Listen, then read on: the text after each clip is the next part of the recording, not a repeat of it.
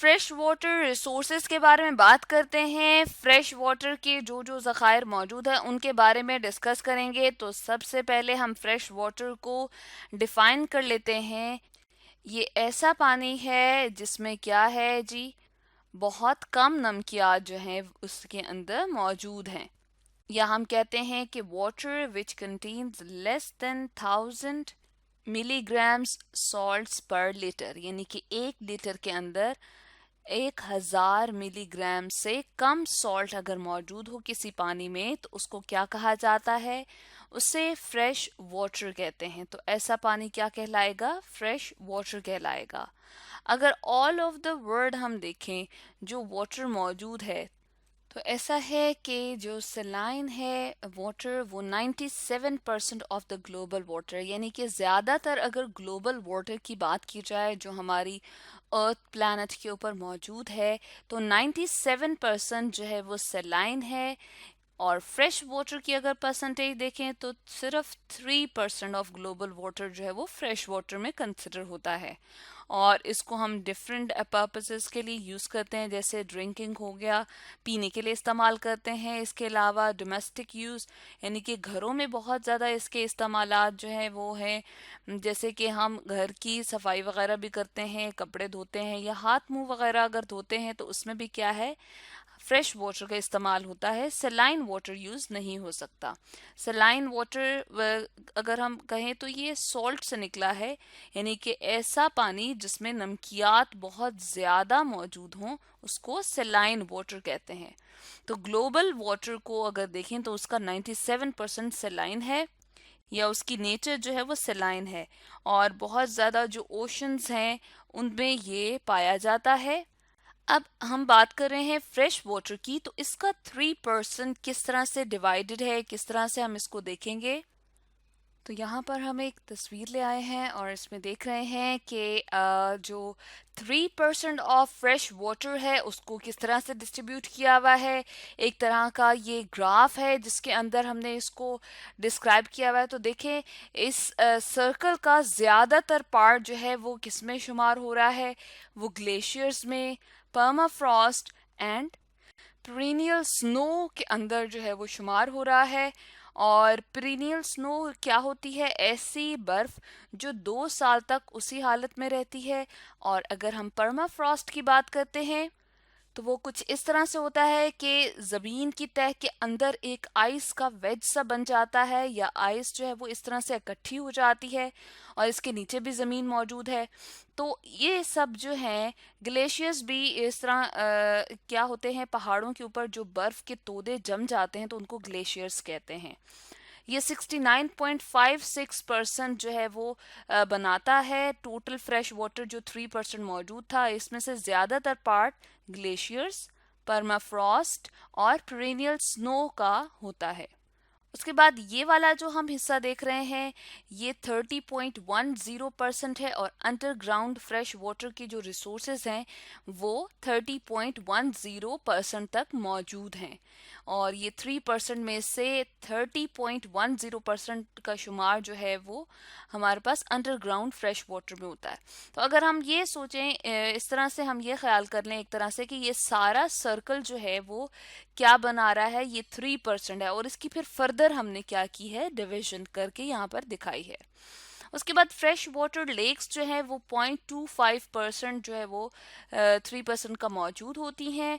اور ایٹماسفیئر میں جو فریش واٹر موجود ہے کسی بھی طریقے سے، جیسے کہ چھوٹے چھوٹے ڈراپلیٹس کی فارم میں یا ہوا میں، جس طرح ہم کہتے ہیں کہ پانی کے قطرے معلق رہتے ہیں، وہ 0.04% ہے.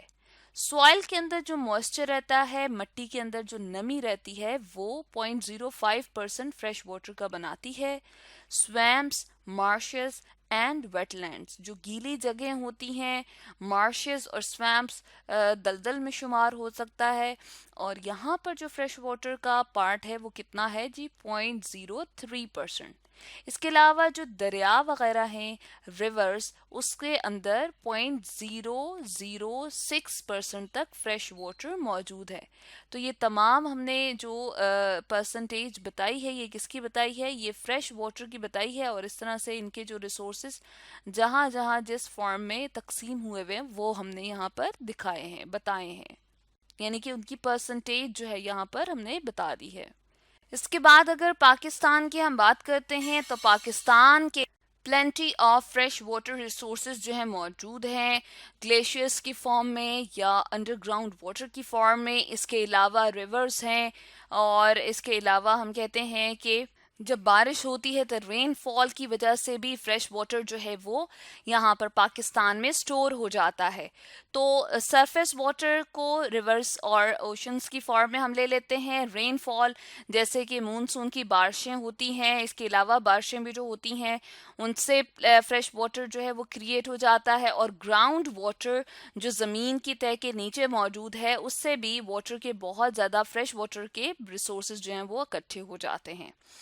اگر ہم دیکھیں کہ پاکستان کے اس ویسٹ والی سائڈ پہ، یہ والی جو سائڈ ہے یہ کیا ہے، نارتھ ہے، یہ والی سائڈ جو ہے وہ ایسٹ ہے۔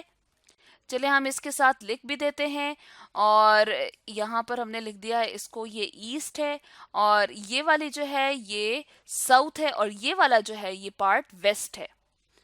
تو اس سائٹ پہ جو دریائے کابل ہے یا ریور کابل، اس کے ذریعے سے یہاں پر جو ہے وہ پانی کی جو ہے سیرابی ہو سکتی ہے، یا ہم کہہ سکتے ہیں کہ پانی کی ایک فریش واٹر کی ریسورس جو ہے وہ شامل ہو جاتی ہے۔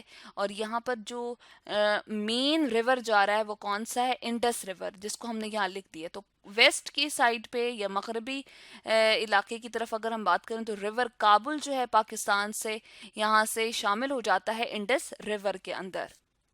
اس کے علاوہ اگر ہم بات کریں 5 میجر ٹریبیوٹریز کی، تو اس میں کون کون سے آ جائیں گے، یعنی کہ پاکستان کی اس انڈس ریور کے اندر، دریائے سندھ کے اندر جو باقی جو ہے وہ شامل ہو رہے ہیں دریا، وہ کون کون سے ہیں، جہلم، چناب، راوی، بیاس اور ستلج۔ تو یہ کتنے ہیں، یہ 5 میجر ٹریبیوٹریز ہیں۔ اس کے علاوہ مائنر ٹریبیوٹریز میں اگر بات کریں تو وہ 3 ہیں، ایک ہے سواں، ہرو اور سرن۔ تو ان کی وجہ سے بھی پاکستان کا جو ہے بہت زیادہ رقبہ سیراب ہو رہا ہے، اور اریگیشن کا پروسیس جو ہے وہ قدرے آسان ہو جاتا ہے، یعنی کہ بہت زیادہ زمینیں جو ہے وہ اس طرح سے سیراب کی جا سکتی ہیں، اور وہاں پر کلٹیویشن ہو سکتی ہے، وہاں پر فصلیں اگائی جا سکتی ہیں، اور سبزہ بھی ہوگا، تو بہت سارے جو یہ جانور ہے یا جو جتنے بھی فارم اینیملز ہیں وہ اس پہ گرو کر سکتے ہیں یا اس کو کھا سکتے ہیں۔ اس کے علاوہ انہی دریاؤں کی مدد سے پینے کا پانی جو ہے وہ میسر ہو سکتا ہے۔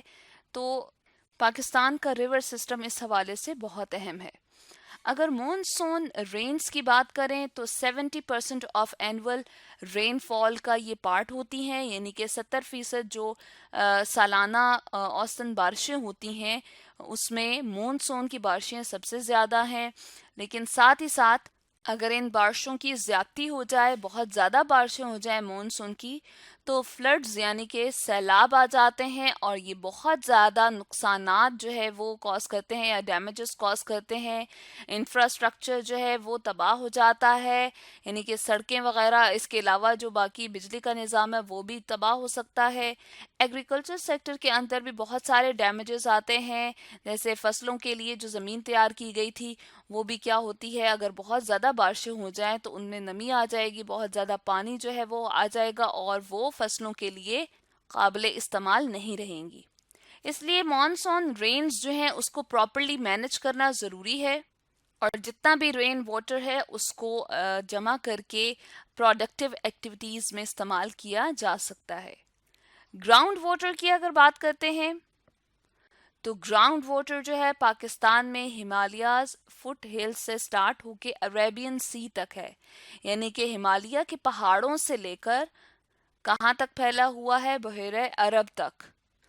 اور یہ آلموسٹ کتنا رقبہ بن جاتا ہے، یہ ڈسٹنس بن جاتا ہے، یہ بن جاتا ہے 1600 کلومیٹر۔ تو اس طرح سے پاکستان کے اندر پانی کے بہت زیادہ ذخائر موجود ہیں، اور اس کو وائزلی استعمال کرنا بہت ضروری ہے۔ جیسے کہ ایگریکلچر سیکٹر کے اندر استعمال کرتے ہیں اریگیشن پروسیس کے لیے یا کراپس کی کلٹیویشن کے لیے، فصلیں اگانے کے لیے جو پانی استعمال کیا جاتا ہے. اس کے علاوہ جو ڈومیسٹک پرپز ہیں، گھروں میں استعمالات جو ہم کرتے ہیں پانی کا، وہ بہت سوچ سمجھ کے کرنا چاہیے. اور بھی جو مختلف استعمالات ہیں تو ان کو بہت دیکھ بھال کے کرنا ہے. تو آج ہم نے اسٹڈی کیا ہے فریش واٹر ریسورسز کے بارے میں.